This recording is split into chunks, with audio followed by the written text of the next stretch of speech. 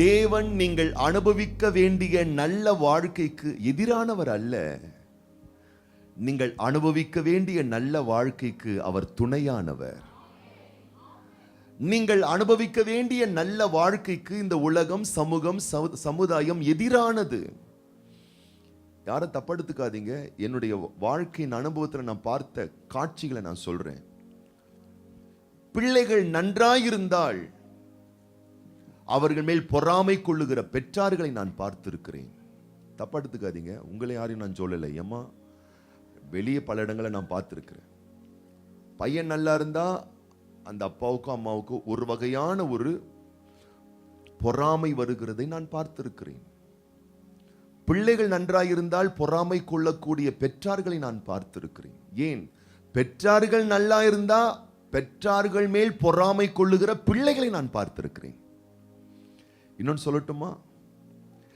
கணவன் மேல் பொறாமை கொள்ளுகிற மனைவிமார்களை பார்த்திருக்கிறேன். மனைவிமார்கள் மேல் பொறாமை கொள்ளுகிற கணவன்மார்களை பார்த்திருக்கிறேன். செதுக்கி வைத்த சிலையை போல் என்னை முறைத்து பார்க்கிறீர்களே, நான் தவறாய் பேசுகிறேன் என்று எண்ணாதீர்கள். இதெல்லாம் இன்னைக்கு சொசைட்டில இருக்கிற விஷயம். சொந்த அக்காவை பார்த்து பொறாமப்படுற தங்கச்சி, தங்கச்சியை பார்த்து பொறாமப்படுற அக்கா, அண்ணன் தம்பிகளுக்குள் ஏற்படுகிற பொறாமைகள் கொஞ்சம் பெட்டர் ஆயிட்டாங்கன்னா, கொஞ்சம் லுக்ல டெவலப் ஆயிட்டாங்கன்னா, கொஞ்சம் டீக்கா ட்ரெஸ் பண்ணிட்டாங்கன்னா, கொஞ்சம் படிச்சுட்டாங்கன்னா, கொஞ்சம் சம்பாதிச்சிட்டாங்கன்னா, கொஞ்சம் பாலிஷ்ட் ஆயிட்டாங்கன்னா, அவ்வளவுதான் வரும் பாருங்க. ஸ்டமக்கெல்லாம் அப்படி பேர்ன் ஆகி அப்படியே. எதையும் தவறாய் விமர்சிக்கவில்லை. இன்றைக்கு சொசைட்டியில் இருக்கிற விஷயத்தை நான் சொல்றேன்.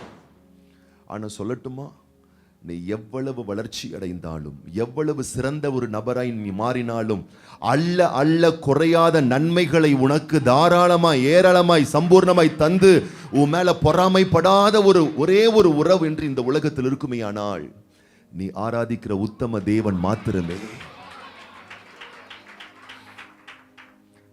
தாவீதுக்கு ஏராளமான குமாரர்கள், குமாரத்திகள், நிறைய ஆம்பளை பசங்க தாவீதுக்கு. ஏன்னா அந்த அளவுக்கு அவர் கல்யாணம் பண்ணி வச்சிருக்கிறார். நிறைய பசங்க பாருங்க. இதுல ஒவ்வொருத்தரும் போட்டி போட்டுட்டு இருக்கான். நான் தான் எங்க அப்பாவுக்கு அப்புறம், எங்க அப்பாவுக்கு அப்புறம் நான் தான். ஆனா தேவனுடைய முன்குறிப்பு சாலமோன் மேல் இருக்கு. ஆனா சாலமோனும் சின்ன பையனா இருக்கான், குட்டி பையனா இருக்கான், சாதாரணமான பையனா இருக்கிறான். இப்ப யோசித்து பாருங்க, அவன் குட்டி பையன் தான் ராஜாவா வர போறான் என்பதை வெளிப்படுத்தி இருந்தால் அந்த குட்டி புஸ்காவை போட்டு தள்ளியிருப்பானுங்க. ஆனா ஆண்டவர் என்ன பண்றாரு? அவனை உள்ள ரெடி பண்றாரு.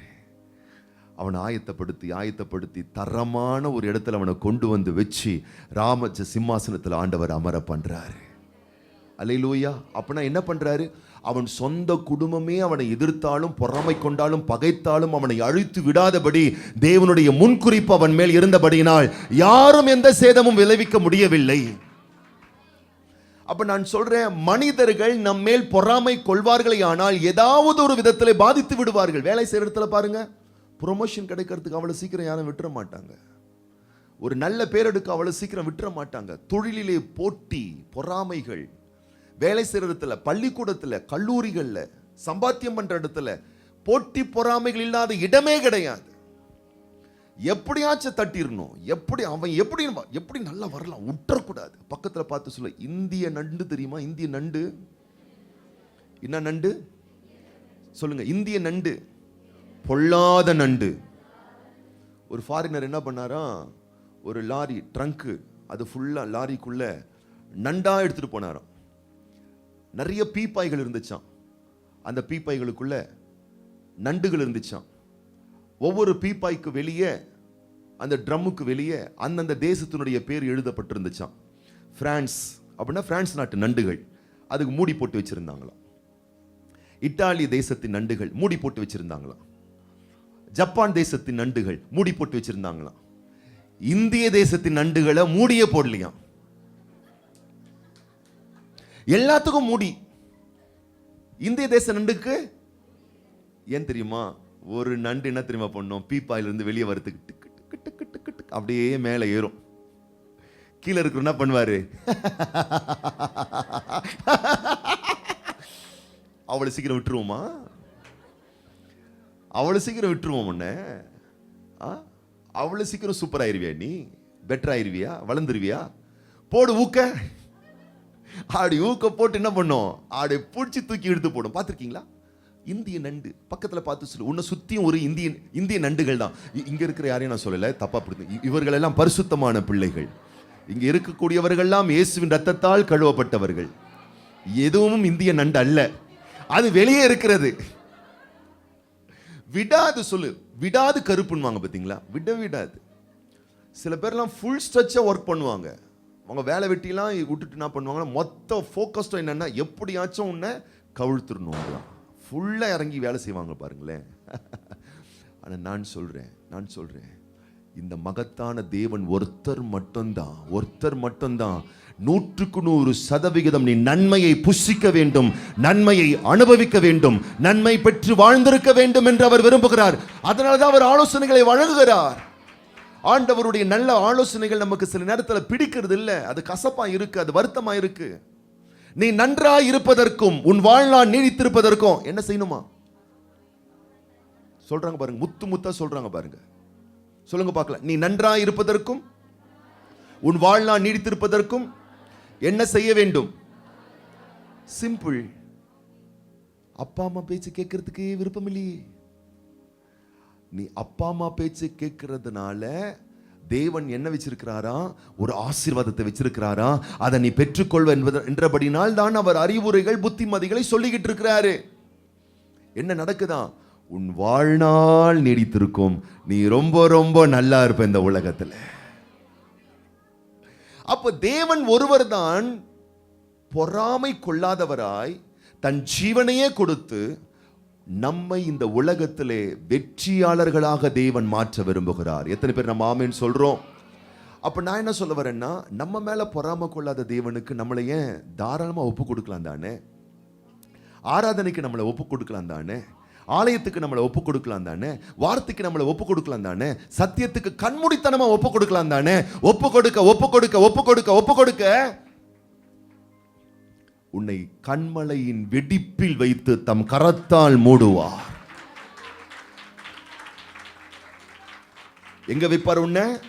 கண்மலையின் வெடிப்பு. அப்படின்னா எந்த பொறாமை வன்கண்ணோ உன் மேல வந்து பழிக்காதபடிக்கு கண்மலையின் வெடிப்பில் வைத்து, அந்த கண்மலை மட்டும் உனக்கு சேஃப் கார்டை கொடுக்கல, தான் கையையும் கொண்டு வந்து உன் மேல வச்சு கண்மலையின் வெடிப்பில் வைத்து தம் கரத்தால் உன்னை மூடி நாவுகளின் சண்டைகளுக்கும் பொறாமைகளுக்கும் எரிச்சல்களுக்கும் எதிரிட்டு வரக்கூடிய சூழ்நிலைகளுக்கும் பேய்களுக்கும் பிசாசுகளுக்கும் சத்துருவின் வன்கண்களுக்கும். பக்கத்துல பார்த்து சொல்லு, நாய் கண்ணு, பேய் கண்ணு, புலி கண்ணு, பூனை கண்ணு, எல்லா கண்ணுடைய எரிச்சலுக்கும் உன்னை விலக்கி காத்து கண்மலையின் வெடிப்பில் வைத்து தம் கரத்தால் மூடுகிற ஆண்டவருக்கு ஏன் நம்ம முழுமையா நம்மளை தத்தம் பண்ண கூடாது? இவ பார்த்துட்டா 12 வருஷம் சொத்து போச்சு, 12 வருஷம் ஆஸ்தி போச்சு, 12 வருஷம் நிம்மதி போச்சு, 12 வருஷம் எல்லாமே போச்சு. ஆனா இப்போ அவ கேட்ச் பண்றா பாருங்க, ஏசு கிறிஸ்துவை